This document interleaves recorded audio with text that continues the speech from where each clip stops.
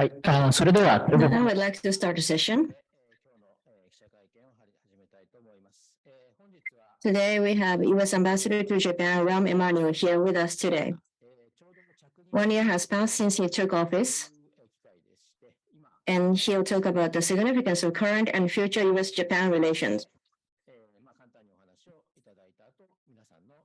And I'd like to have a question and answer session after his remarks. As you're all aware of his bio, let me briefly touch upon it. He's from Chicago, Illinois, and served as a senior advisor under Clinton administration from 1993 to 1998. And then he served as a banker and member of Congress representing Illinois, and then chief of staff under Obama administration. And then after that, he became a Chicago mayor for 2 terms, 8 years from 2011 to 2019. Having been approved by the Senate in December 2021, he started his current service from January 23rd, 2022.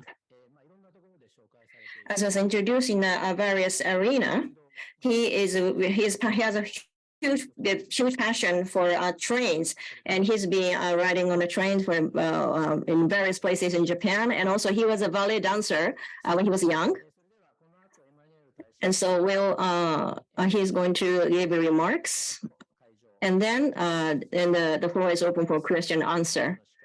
And MC is the head of the planning committee of JNPC, and from Nihon Seizai Shimbun, Fuji Akio. And interpreters are Mori Masumi and Yamazaki Miho, both from U.S. Embassy in Japan. Now, the ambassador, the floor is yours. It's yours. Arigato, thank you very much. I came to Japan about a year ago. I know for many of you, it feels like I've been here much longer in that effort. But when I was at a similar table at Senate, the United States Senate, for my confirmation, I said then that the next 3 years will determine and influence the foundation for the next 30 years in U.S.-Japan relationships. I believe that was true then, and I actually believe it's more true today. And that the relationship between the United States and Japan, while it's the most important bilateral relationship the United States has gone and was defined in the past for the last 40, 50 years of one of what I call basically alliance protection. And we're now in the midst of what I think is a transition and inflection point to alliance projection. It's a change in the relationship between the United States and Japan, where Japan as a full partner is part of that alliance projection, both our values, our interests, our shared values, our shared interests, and our shared objectives for a free and open Indo-Pacific, and what it means, and what part of that the United States carries, what part Japan carries. Now, if you really do step back, in the last 4 years, or 3, the world has fundamentally changed. What I call the 3 C's that have altered the globe: geopolitics, economics, both in the transatlantic, but also here in the Indo-Pacific. COVID, conflict, and coercion. And in many ways, Japan has answered those 3 C's, which is 3 D's: diplomacy, development, and deterrence. That is also true of the United States. And that our projection of alliance projection into the area, into the region of the Indo-Pacific, is about what we, the United States and Japan, see as our shared interests together and our shared objectives and goals and policy. I mean, as we are sitting here, Japan has made a kind of I don't want to use the word bulk purchase, but basically agreed to purchase counter-strike capability. saves on money, saves on time, and that brings a level of deterrence.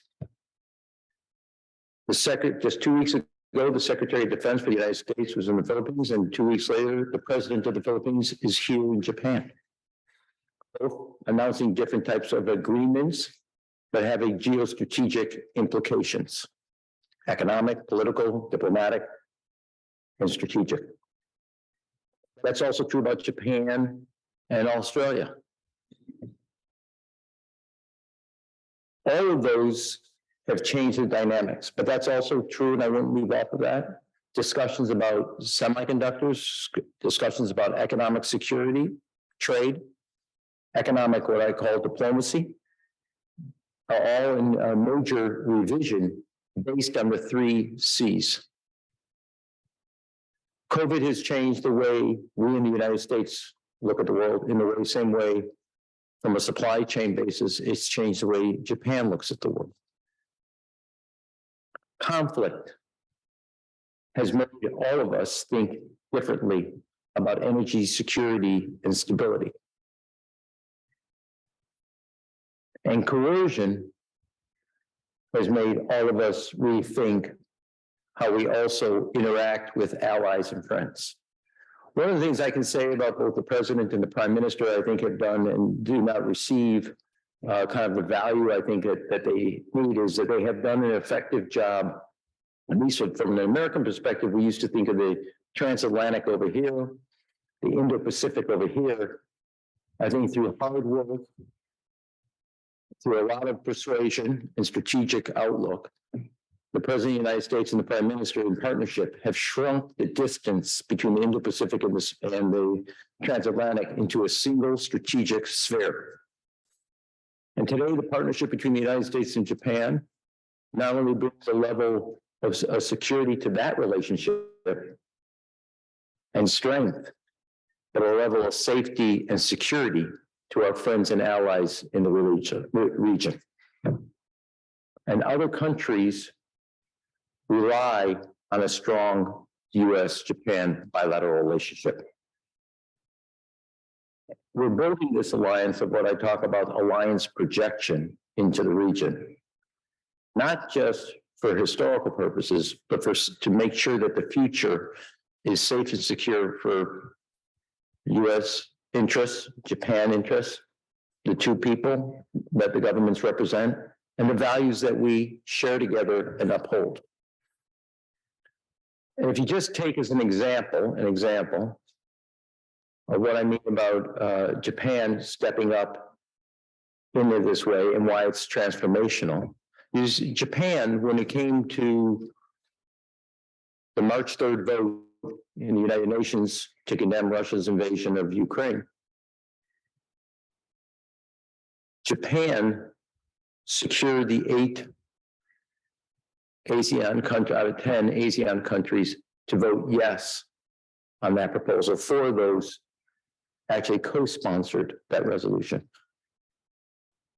Japan has been diplomatically involved not only in the region, but also diplomatically involved internationally, and also in the development side. If you take the Philippines, with the president just here, Japan is the largest investor in the Philippines, economic investor as well as development of any country. So they have built both diplomatic activity, development resources, and now, in my view, based on the pending, with the assumption that the budget will be adopted, a level of deterrence that will add to the credibility of both the diplomacy and the development.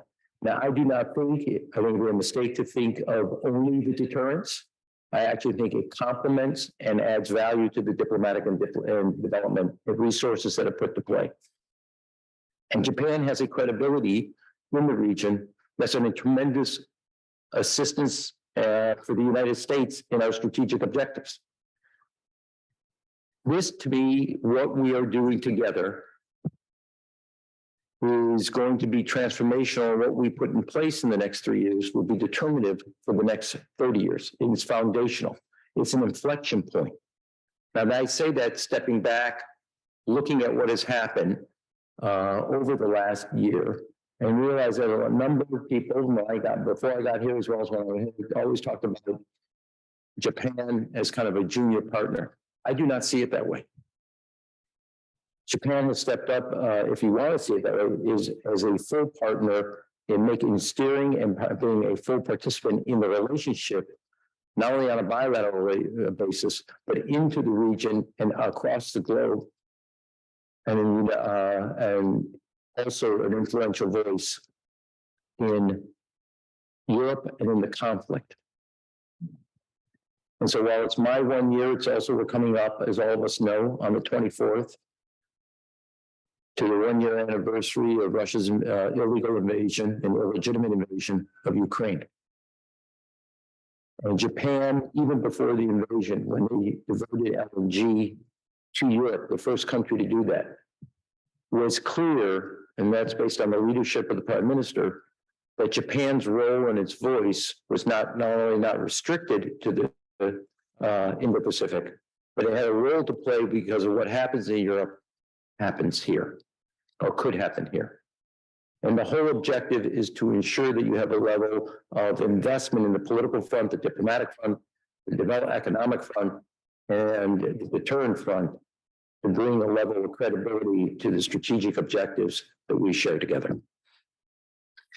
That also goes by way of saying that there's a series of things that have been done in space and in the economic area between the United States and Japan.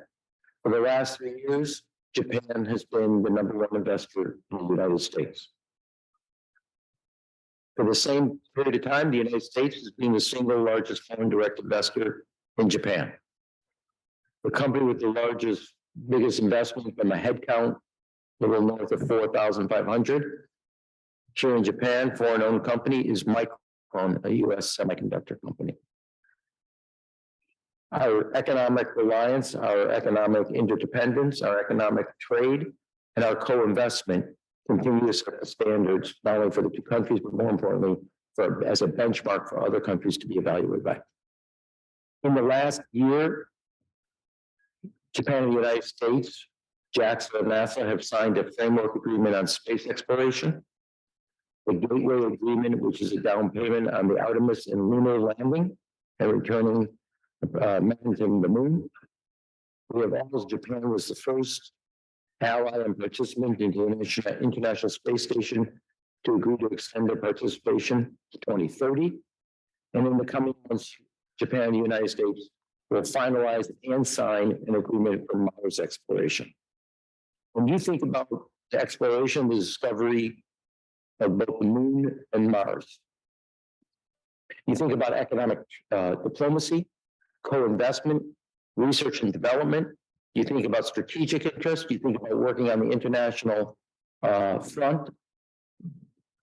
Japan and the United States have a shared interest in a way that did not exist when I first started in politics. It was noted in my biography when I first worked for President Clinton. I kind of metaphorically say, but I believe this, which is Japan could have drafted our rewrite of our national security document, and we could have rewritten Japan's 3 national security documents. That is how closely, I'm saying it metaphorically, not literally, so don't everybody want to say that.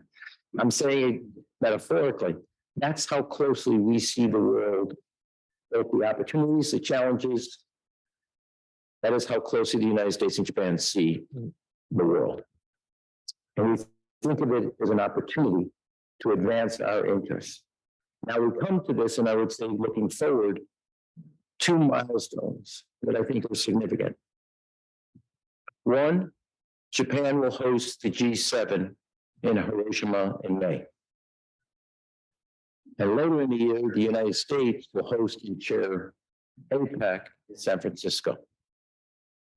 The leadership of the United States and Japan are 2 major entities and forums for economic and political collaboration, coordination, while different, speaks to the participation of the United States and Japan in advancing our shared interests. And so this year, while marking as a milestone, at least for being here about a year, is the year in which is the first of the 3 years of, in my view, what we build for the next 30 years. While a lot has got done, to quote President Biden, we're just getting started. And I think that it's an exciting time, a unique time, to take what Senator and former Ambassador Mike Mansfield described as the single most important relationship the United States has, and build it for the future, based on the foundation of the past, but recognizing that the world has changed through COVID, conflict, and coercion, and adapting to that and building an alliance that confronts that with diplomacy, development, and deterrence. Thank you for having me today. Look forward to taking all your questions. As I often say, to quote Henry Kissinger, does anybody have questions for my answers? Thank you very much, Ambassador. それでは、質問を、お受けします。質問の So so now that the question and answer session, this is how you can ask questions. Questions can be either in English or in Japanese. If you're picked to ask a question, please use the microphone near you and state your name and affiliation before asking a question. If there's anybody online who would like to ask questions, please press raising a hand button. And after I call your name, please unmute and ask a question. We also welcome you asking questions via text messages. I'll read the questions for you. First, let me ask questions. Let me ask question. Because you are especially interested in Japan-US relations, and especially in trade, in the trade arena. And of course, there's the China issue is huge, and there's a balloon issue on the US, and there's the US-Japan-China conflict has been hardening, and also there's the Blinken has postponed his trip to China. For Japan, the Taiwan issue is a huge issue for us. So last year, President Biden mentioned that if Taiwan was attacked by China, and President Biden said yes, and then the government of US said that their attitude or their policies will remain unchanged for Taiwan. But regarding this Taiwan issue and the China issue and the Japan-US cooperation, would you like to elaborate on that, please? Thank you. Yeah, I think I understand the question. I think, first of all, there's nothing more for me to add as it relates to how the White House has, and the president has said as it relates to Taiwan. But I think it's important, I would add 2 points or kind of underline. After Speaker Pelosi's visit to Taiwan, China conducted a series of military exercises. And I think it was reported here in the Japanese press that President Xi made a personal decision to fire 5 missiles into Japan's EEZ. And I think the Prime Minister, if I could, is correct. What happens in Ukraine or Europe could happen here in the Indo-Pacific, like Taiwan could be next. I think you have to look at what China did and take it at face value. And therefore, the preparations and the level of increased deterrence by both Japan and the United States are the right things to do. So I think as it relates to what the president said, the White House has said, there is clarity there. I think a smart thing to do is, and I do think what the Prime Minister has done, is bring a level of deterrence to the table by Japan that has to be included in any calculation, whether that's counterstrike, whether that's in the space domain, whether that's in cybersecurity domain, however you want to think about it. I think that's an appropriate level of direction, and also whether it's in the diplomatic front. But I do want to say one thing, Japan had 5 missiles fired into the EEZ by China. 24 hours ago, the Philippines had a laser fire shot at to their Coast Guard by China. 2 months ago or 3, India had a border skirmish with China. 3 months ago, an airplane by the United States Air Force was trailed by China. The one common element in all of that is China's activities. So I do believe that everything, whether it happens in the South China Sea, along the Indian-China border, or whether it has with the daily incursions, not just with the missiles into Japan, the daily incursions into the Senkaku Islands, or Japan's airspace and EEZ waterways, or whether it happens in the trailing of an American Air Force airplane on a proper mission in the proper space, there's constant efforts, and I would just say nobody would ever describe China's actions with either India, the Philippines, Japan, or the United States as a good neighbor policy. And so I think to the Prime Minister's credit, to the President's credit, and to other leaders in the region's credit, they are taking the proper steps to make sure that there's a not only credible deterrence, but that these type of activities do not happen again with such impunity. はい、それでは会場から、ご質問をお受けいたします。挙手の上、はい。So we can take questions from the floor. Yes, please. Please come up to a microphone. Thank you. Hi, Ambassador. Thank you for coming here. I'm Haruyo Miyamoto from Tokyo Broadcasting System. My question is regarding the balloons flying from China. And as you are aware of, we have some incidents over Japan that the balloons came from China, and we have detected them. And what's your view on the threat that the balloons actually pose to our security in this region?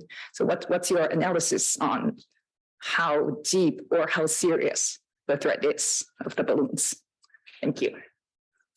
Well, this is my view. Look, right now, it's hard for me to answer the question because the United States basically is retrieving a lot of the technological capacity of the balloons. So the better thing for me, though, is to say what's obvious that I don't think has been connected. You have balloons by China going over Japan, going over the United States, other countries in the region. But also in the region, that's up in space. And you have here in the region and across the globe, China has police stations throughout the world. How many police stations does Japan have throughout the world to look after Japanese citizens or to harass Japanese citizens? Which country do you have another police station? So everybody's appropriately, because of going into the foreign minister's Secretary of State's visit, and then a balloon coming over the United States and over key parts of the United States, and then the explanation that it was off course by wind, and it was only for weather. We'll see if that's true. But to me, this is in a context of a pattern. Which country does Japan have a police station in? Which country have you sent a balloon over strategic sensitive sites? Which country, take the pattern of economic coercion, whether that's been done to Australia, whether it was done on rare earth materials to Japan in 2015, whether it was done to South Korea, whether it was done to Lithuania, whether it was done to the Philippines by ignoring the International Maritime Court when it comes to the islands and the resources in the South China Sea. To me, I get looking up at the balloon because it's new, etc. But I can look at it up there, or I can look at it down here. There's a pattern in the same way when I answered the question, made a statement earlier in just the last month or in the last 3 months, whether it's with India, whether it's Australia, whether it's Japan, whether it's the Philippines, whether it's the United States of America, there is a constant pattern here that I said this both tongue-in-cheek, sarcastic to make point. This is not exactly the qualities and the characteristics of a good neighbor policy. And so the balloon to me is not an isolated incident. There will be a technical analysis of what the balloon was intending to do, whether it was off course or actually on course, whether it was collecting weather or whether it was collecting other information. That will become technologically apparent. I don't have the capacity sitting here today to answer that question, but I do have the ability to step back and make associations that I think are self-evident of an intent. And the balloon is in a context of other types of behaviors and actions and steps taken that reflect something in which if China wants to be a respected and a member of the international community, doesn't mean he agrees with everything, doesn't mean we agree with everything, then you act appropriate to certain basic premises. That is, you don't open police stations in other countries ignorant of their laws as if your laws don't have any boundaries. You don't open police stations not only to enforce the law of China in another country, but then to harass citizens who in that country of Chinese origin speak up, because in that country, freedom of speech is respected. And again, I will be here probably for an hour. So you have 1 hour to answer the question to tell me what country Japan has a police station in to enforce Japanese law on either Japanese or other citizens across the world. In fact, we'll go for drinks for sake, whoever can come up with that answer and name the country. And I'll buy, or the United States government will buy. But no other country does this. So we have to be, and the fact is, my guess is the reason China has rhetorically acted the way they have in the last 76, 96 hours, because as we like to say in America, they got their hand caught in the cookie jar. And now basically it's everybody else's fault for what they did. It's not for it's everybody else's fault for what they did. It's everybody else's fault for them getting caught what they were doing.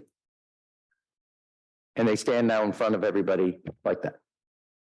はい、次の質問。Next question, Ms. Gita, please. The truth is painful.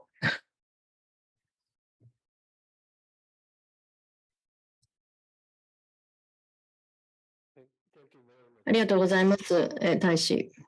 I agree with the China is the biggest threat in this region for the US-Japan alliance. And balloon is one of the incidents which showed that is the case.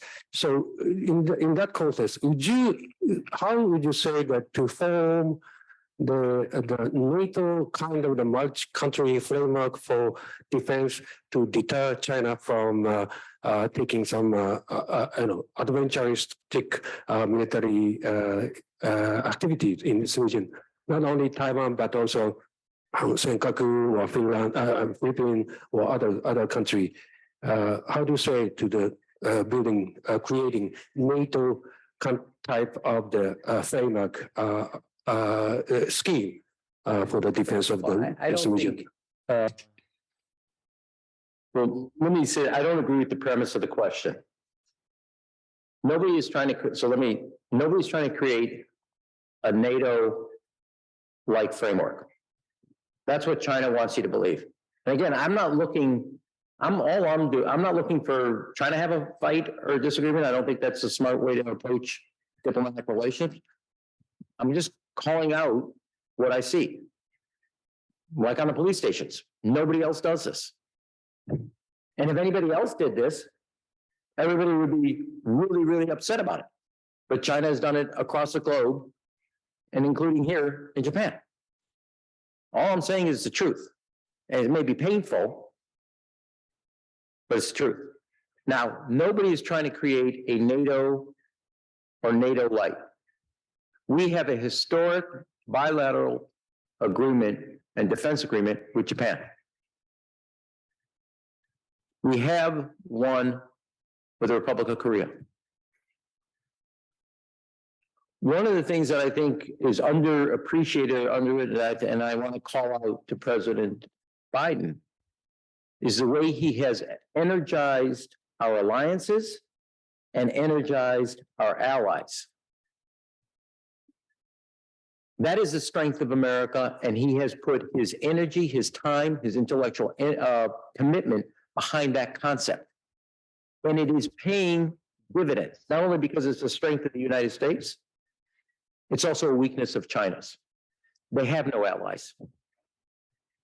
Unless you count North Korea, Iran, and other type of rogue nations, who are always in violation of international agreements and other type of premises. The second thing is the president has energized that in a way of shared interests. Now, in that level, and which is why I think it's part of the what I call the alliance, the era of alliance projection, Japan is not only stepping up for its own self-defense and partnership, it is taking on the responsibilities in the region. I don't have to do this, but as illustrated with the appearance of the Philippine president here, the 2+2 agreements that are with the Philippines, the recent exercise with India military, the economic agreements that are in place with India, and also the shared relationships with Australia, just to name a few. And the other kind of trilateral exercises between the United States, ROK, and Japan. That's alliance building. That's shared interests. I don't need to do this, but NATO is defined as a defense pact among countries in Europe. This is very unique and distinct to the region. And it's what actually parties have come together on because it's all in their individual and then therefore collective self-interest. Whether that's New Zealand, Australia, Japan, the Philippines, the Republic of Korea. Everybody has realized, and again, this is taking in stock that the world in the last 3 or 4 years, based on COVID conflict and coercion, has changed. And it's not just you've talked about it from NATO-like and military. I think I would also see steps taken in the economic sphere as an acknowledgement. Japan, remember, was the first country targeted in 2015 about a new practice called economic coercion on rare earth minerals, followed by the Republic of Korea after the deployment of that, followed by Australia saying we should study the origin of COVID, followed by the Philippines, God forbid, claiming that the islands in the South China Sea in their EEZ were actually part of the islands that are associated with the Philippines in their EEZ. There's a pattern here of economic coercion, Lithuania as well. It's using economic instruments and market access to achieve political ends. Now that's what we know. There's many countries that even before it becomes public, where the threat of market access and otherwise investment is used for political objectives. So I think when you see countries acting together in unison economically, when you see them acting together diplomatically, when you see them acting together on a strategic basis, it's out of a shared interest in alliance building, which is the strength of the free and democratic world. Yeah. Thank you. Let's move on to our next question. Yes, please. I'm from TV Asahi, Okada Yutaka, Ambassador. Thank you very much for today. Japanese government, Kishida government has decided to make a big shift in the national defense and to possess the capability of counterstrike and increase the defense budget. So what I would like to know is that how much the United States and how the United States was involved in this shift and pivot. Have you placed a very strong request from the United States? The short answer is, obviously, we were new, but the short answer is no. Japan's a sovereign nation. Took a look at their self-defense interests and objectives of what they would need for their own self-defense and made a sovereign decision based on and influenced, most importantly, by the three strategic documents that were rewritten at the direction of the Prime Minister.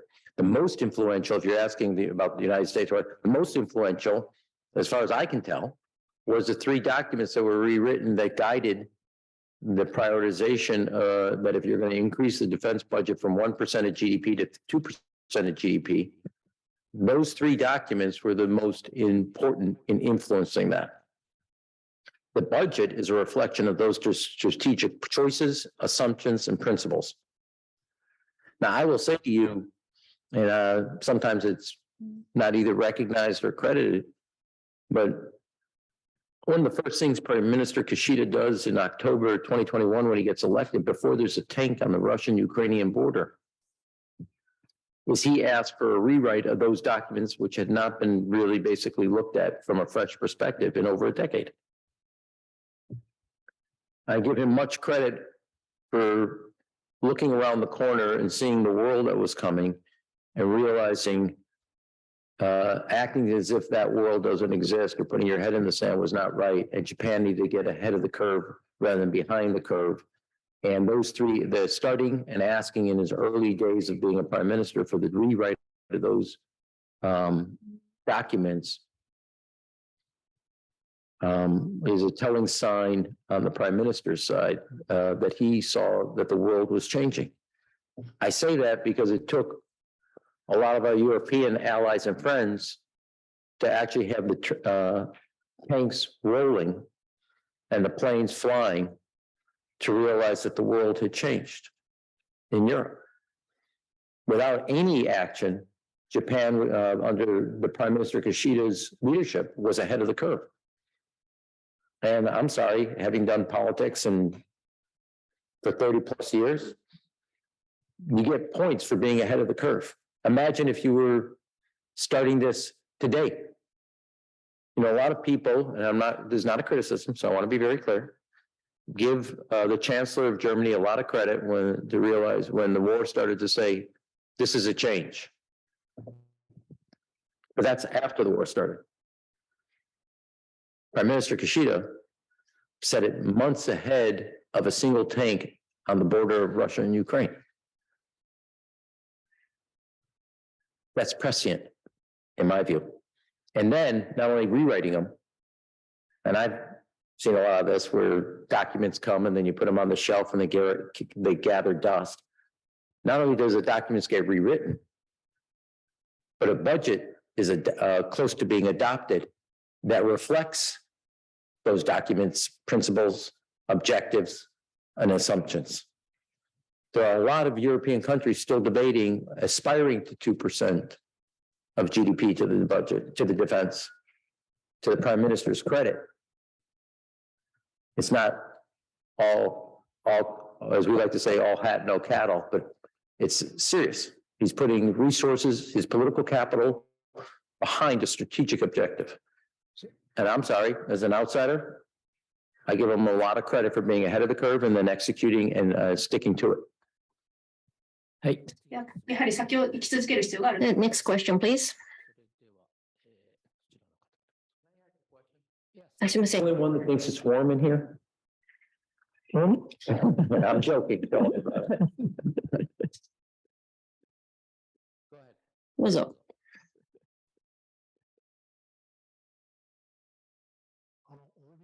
I'm Ono. I'm the former member of the club. Yet 1 year ago, You said, and on the day of the Northern Territory Day, U.S. supports the Japan's attitude toward the Northern Territory and recognize the sovereignty of Japan since 1950s, and the prolonged Japan-Russia treaties. So these are like efforts. These two parties' efforts have been appreciated. That's what you said in the Twitter. But if you look at their series of Twitter. This year, you haven't actually wrote a Twitter about this Northern Territory Day. So I wonder, what does this mean? It's after the last year's Northern Territory Day, there's Ukraine's aggression, and then actually the situation underwent the serious major change, or is it that your ambassador's way of thinking for Northern Territory has changed, or because of the Ukraine issue, Japan, Russia's Garushin ambassador has went back to Russia, so that you didn't really feel like writing a Twitter because the ambassador is gone. The Russian ambassador is gone. So yeah, actually, United States and Russia signed the Yalta Agreement, so they are the U.S. as the part of the reason why this territory issue still exists. So can you explain about that, please? What's your view on this? Well, first, I want to thank you for following my Twitter. Second is, if I remember correctly, could be, is I was doing that in response to what the Russian ambassador said at the time. And third, it doesn't really matter what I have to say. It matters what the United States policy is. And we have been clear as it relates to the Northern Islands or the Northern Territories as described, and where we believe the proper ownership is. 次の質問、どうぞ。メガネの後ろの方。はい、どうぞ。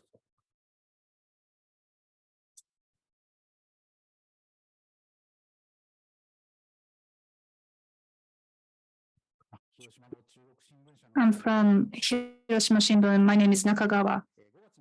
In May, there'll be G7 summit. And in last March, you visited Hiroshima. And what do you think the significance of the summit being held in A-bomb city? And do you think summit is going to be a turning point?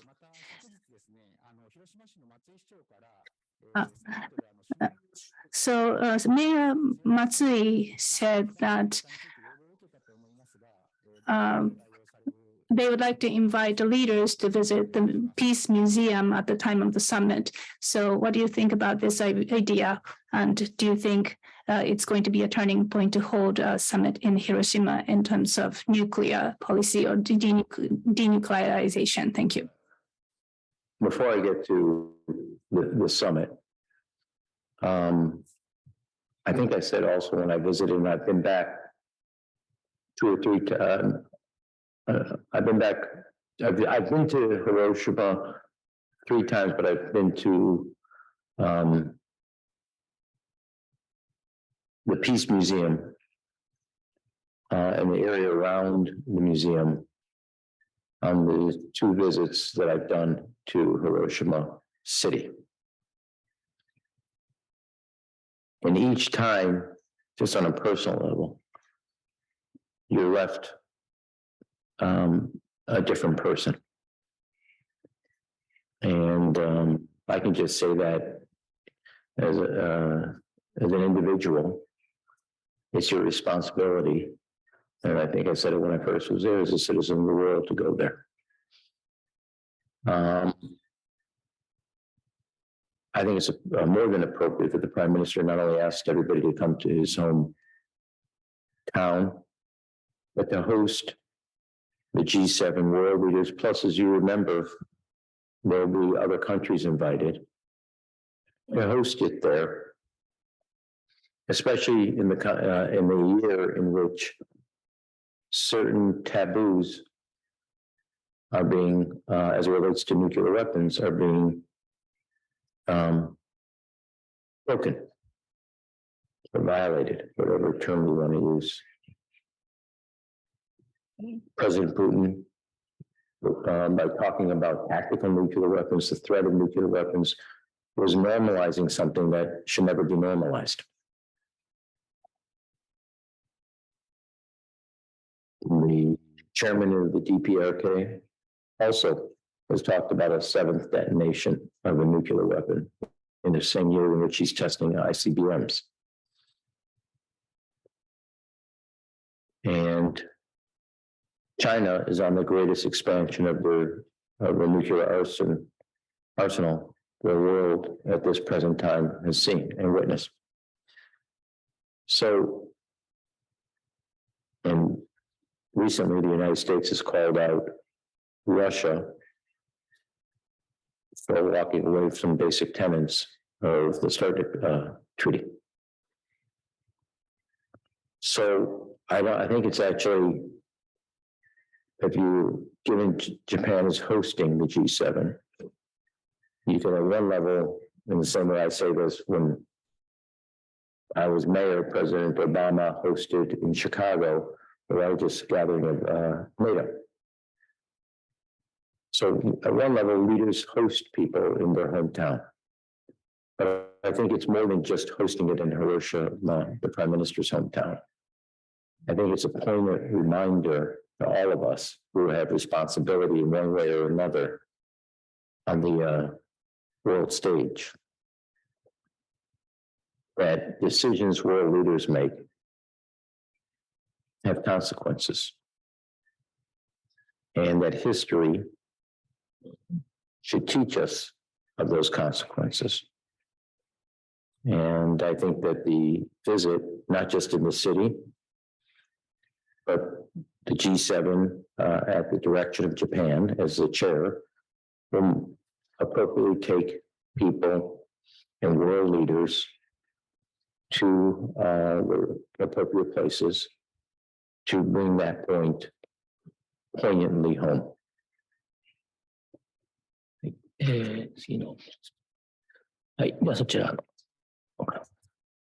Next question, please.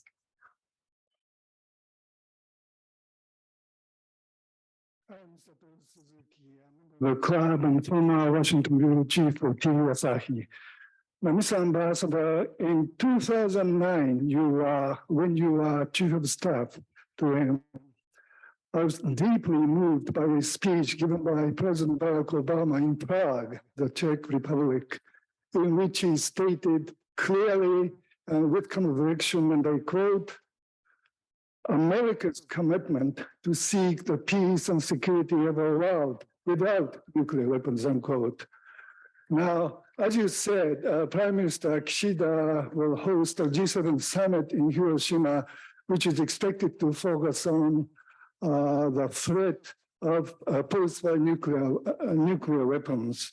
Now, as U.S. Ambassador to Japan, representing Mr. Biden, can you say to us today that he is as committed as Mr. Obama to a world without nuclear weapons? And what steps would you like G7 leaders to take in Hiroshima if they are to bring the world closer to the one without nuclear weapons? Thank you. I appreciate the question. The one thing I've learned as a senior advisor to one president, chief of staff to another, and a diplomat on behalf of another is you don't speak for them. The president will be here May 19th through May 21. And he will articulate his thoughts on that and other topics. And I would not presume that I could today, on February 15th, speak to what he will speak about when he comes in exact terms. I can tell you, if you're interested in the president's remarks, or thinking rather than remarks, you should look at both the White House National Security Document and his tenure as chairman of the Foreign Affairs Committee, as well as his tenure as vice president of the United States of America. And so if you're trying to get ahead of the quote unquote president and understand his words, I would suggest you understand his thinking first. And that is a humble recommendation. He has a long record in the United States Senate, a long record as chairman of the Foreign Affairs Committee, as vice president, and as President of the United States, in which he produced a new strategic document. So I think my recommendation to you is I'm not going to speak for the president, and it's an important topic, and I wouldn't even presume I could. But I can tell you where I would go find the beginnings and the outlines of his thinking on this topic, that you can then, in many ways, understand how he approaches the subject.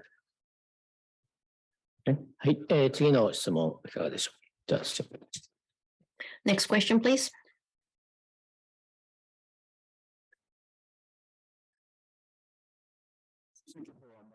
I'm Kanehira from Tokyo Broadcasting System. Please allow me to speak in Japanese, a very sensitive question. Regarding the balloon in Okinawa, there is a vast US forces bases. As you mentioned earlier, it is strategically, it is a very sensitive area. That's Okinawa. And there, an unidentified balloon, when it comes, flies over Okinawa, US forces will take some measures. Is there a possibility for them to do that? That's one question, question one. And the second, regarding Okinawa, and this is been the US forces have a long history. This is about the relocation of Futenma. Both countries, governments says that this is the Henoko is the only option for the relocation, but the residents up until now opposed to this plan, and without an understanding of the local residents, and all the plans for the bases are not viable. Actually, I've been covering this news, this issue for quite a long time, and I really think that it is true. But it's not, you never know how many years it will take for the relocation to be completed. But US government has been clinging to this relocation to Henoko for quite a long time. And what's the reason for this? Does it have anything to do with Ukraine issue? And another thing, that's the third question. What's impressive, this is a Japan-US alliance, is from the moving from the alliance protection to alliance projection. That's what you said in the remarks, and I think that was very impressive. Ambassador, I don't know if you have read Japanese Constitution. There's an Article 9 in the Constitution, and this alliance projection, and also the acquiring the like a counter-strike capability that you have evaluated highly. But what's their relation with it? What's their relation, or is it aligned with the Japanese Constitution? Please give me your candid opinion. I think by now you probably know that I'm candid. Well, to your first question, if I do remember by a balloon over Okinawa, I think I will just point you in the direction of Defense Minister, the Minister of Defense, Hamada's comments that if there was a balloon coming over Japan, Japan would take the appropriate self-defense steps. So rather than ask me what the United States would do, I would point you in the direction of an answer. And I don't usually like to answer hypotheticals, but I would point you in the direction, if you're looking for guidance, to the Minister of Defense for Japan's comments as it relates to a balloon over Japan. Number 3. I think the third question, the second question was about Okinawa. I'm now drawing a blank on the third part of the question. Can you repeat what you said about the third question topic? I forgot to write it down and I apologize. Yes, second. Oh, Ms. Giddum. I got it. Sorry, it was just 1 second of delay in my brain. I do want to go to the third question because I really do. You did something in your reference. You reduced alliance projection just to defense. I don't. And obviously I wasn't persuasive in the opening. In the Indo-Pacific region, Japan invests about $300 billion a year, a little north. By way of reference, China does about 100 billion. Japan overinvests China by almost 3 to 1. I consider that alliance projection.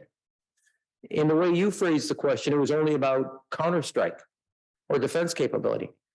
When I say alliance projection, I'm taking everything in 180 degrees.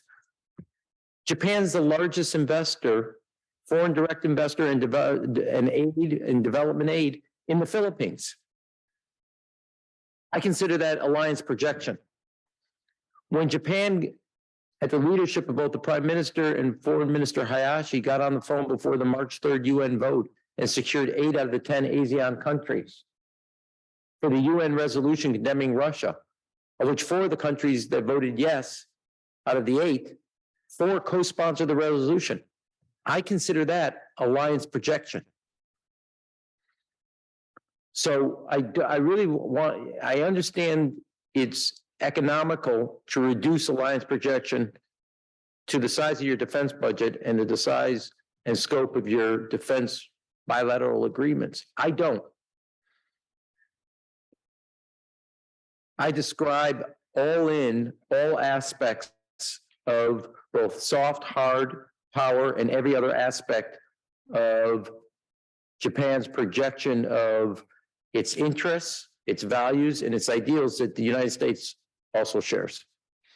So there's a premise in the way that you stated it that I would, if I could, I think you're shortchanging how much Japan is involved in that alliance projection. And when I say alliance projection, we have a responsibility as the United States, not just to reduce our engagement with the region to our defense or strategic alliances. It means also our investment in the well-being of the people of the Philippines or Thailand, or our economic engagement with Australia, New Zealand, Singapore, Indonesia, Vietnam. So alliance projection is all of it, not just one aspect. It's not, and defense is not the toolbox. It's a tool in the toolbox. It does not define the toolbox. The second piece, as you know, the United States is in the middle of a process in moving resources to Guam and changing its what resources and how many people are based in Okinawa. We have a responsibility to the security of Japan. And we also have a responsibility to be a good neighbor in fulfilling that objective. And that is our goal to commit to, and that is what we're going to do. はい、あとオンラインからですね。So there was a similar question about balloons from an online participant, but if anyone has additional questions from online participants, we can accommodate that too. Anyone?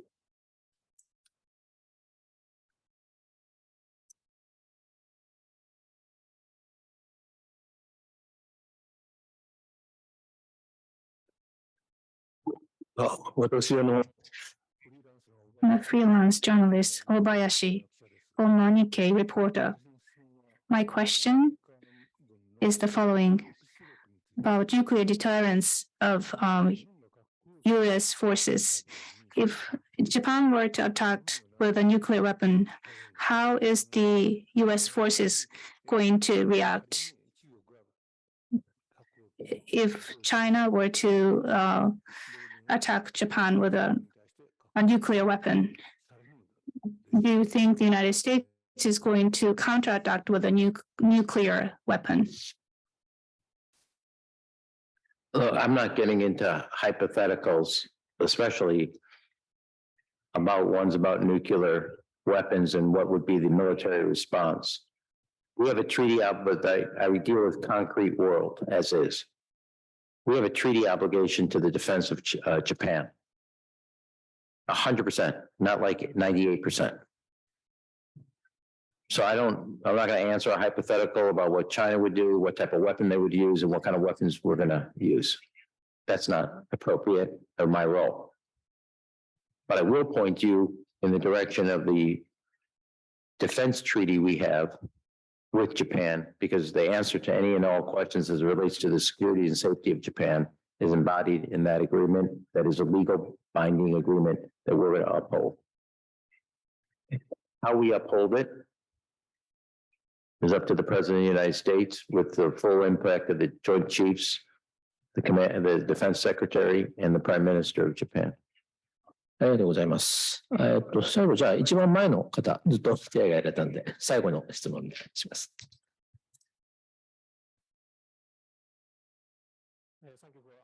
I'm from Kyoto News. I'm Shinohara from Kyoto Tsushin Kyoto. More social things. 今 There's this LGBTQ or the separate surname has been creating a big news, and that it was the Prime Minister sacked his close aide, and his remarks has caught attention. In Japan society, the LGBTQ or the separate surname issue, how do you see these issues since you have spent 1 year in Japan? How do you see these issues in Japan? Well, first of all, thank you very much for the question. This is not just professional for me, it's personal. As somebody that changed the policies in the city of Chicago as it related to partner benefits, then sought and reformed the state of Illinois to allow marriage equality, and advised the President of the United States when it came to resources out of Health and Human Services to make sure that partners could be by the bedside of their partner at the hospital and cannot be denied that type of access. First, I want to compliment the Prime Minister, who took swift action, showed leadership on not just on a person that worked for his staff, and made a decision because it did not reflect his values and did not reflect the values clearly of the Japanese people. 64%, depending on what poll, support a value against discrimination and for equality. Prime Minister has shown leadership. I have full confidence based on the conversations I have that under his leadership, this session will adopt legislation to reflect the values and the opinion of the Japanese people.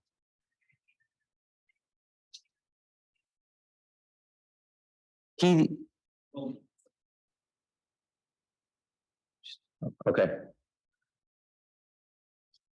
We don't have a person in the United States or Japan to waste. Everybody has something they can contribute.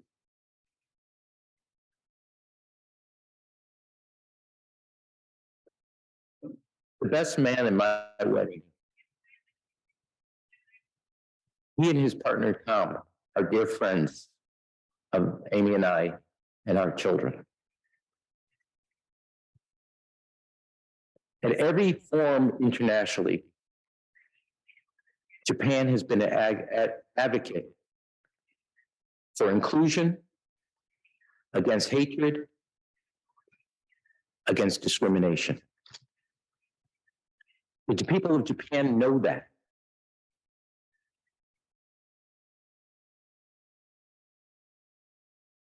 The members of the LGBTQ community are doctors, nurses, teachers, police officers.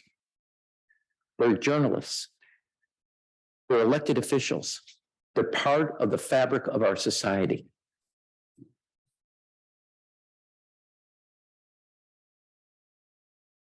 I don't want to make the argument based on its good economics.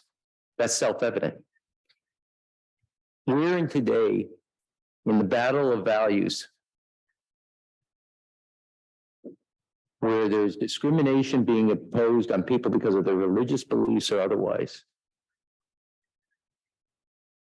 The members of the LGBT community are part of our family. They are our relatives, they are our friends, and they are people that we rely on in so many different ways. So I have full confidence based on the swiftness of the Prime Minister's actions, the discussions we have had, that the Diet, the legislative body of Japan, will reflect not only the will of the Japanese public, but take the steps necessary to be a clear, unambiguous voice, not only for tolerance, but against discrimination. It is who we are as people that are part of a democratic system that reflect and hold up and fight for not only freedom, but self-expression. And there's nothing more fundamental. はい、どうもありがとうございました。ちょっとThank you very much. We have passed our scheduled time, so I would like to close this session. So Ambassador wrote a message for us. Let me read. A message from Muhammad Ali. 他人のために何かをするのはこの地球に住んでいるための家賃を払うのと同じだというような意味のメッセージです。説明をお願いいたします。Obviously, I've had a life of public service. And I believe, as John Kennedy once said, public service is an honorable contribution. I also come at this out of the Jewish faith, that there's nothing more sanctified than saving another person's life. And I cannot think of a better place for your time here on earth, but to do it towards the contribution of public service and improving the well-being of others. And I thought that the quote by Muhammad Ali when it came to service to others is about whether it's public service or community service, but there's nothing more worthy for your time than the well-being of somebody else who's not quote unquote a member of your family, but they are a member of the human family. And it actually directly touches on the question of how you treat LGBTQ communities members. And, you know, I don't often talk about my family. When I was growing up, you know, my mother was a leader in the civil rights movement in Chicago. She ran a group called Congress on Racial Equality. My father, as an immigrant to the United States from Israel, when he was trying to build a medical practice and he had 3 kids and barely spoke the English language, early on sued the city of Chicago because of lead in household paint, and kids were eating the chips and it was affecting their brain. And let me say this, in 1960s, if you were trying to build a medical practice, the last thing you would have done was try to sue the city of Chicago. And he quit the AMA in 1964 over national health care. Also not the thing I would recommend if you're a recent immigrant, barely speak the English language, to try to practice medicine. So at our dinner table, the idea of committing to others, committing to community, committing to public service was bred into the life of our family dinner table.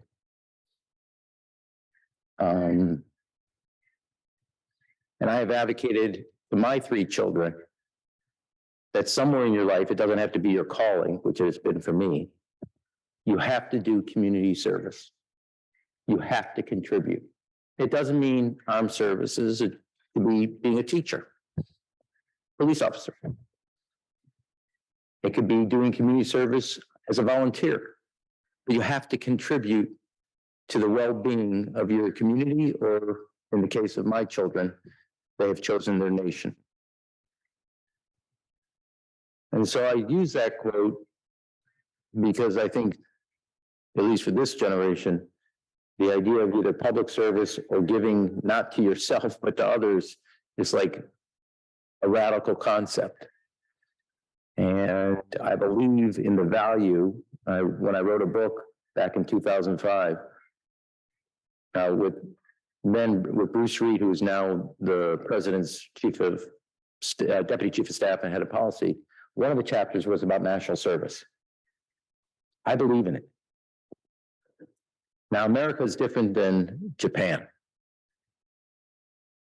We are, like, I'll give you an example. In the city of Chicago, we have 147 languages spoken in our public school. That's how diverse America is. And the diversity is to be upheld. But if you want that diversity to be a strength and not a liability, you got to build a common foundation. And I believe that common foundation starts with service to the community, finding the tissue and the texture that binds you together as a society. So that the diversity, all 147 languages, all 147 different cultures, all 147 different faiths, have something that unites them in a common purpose. And it's been basically, that quote captures my philosophy and my creed and the values my parents raised me with. That hopefully I've done a half a decent job with my own children. Thank you. Thank you. どうもありがとうございました。 Thank you very much.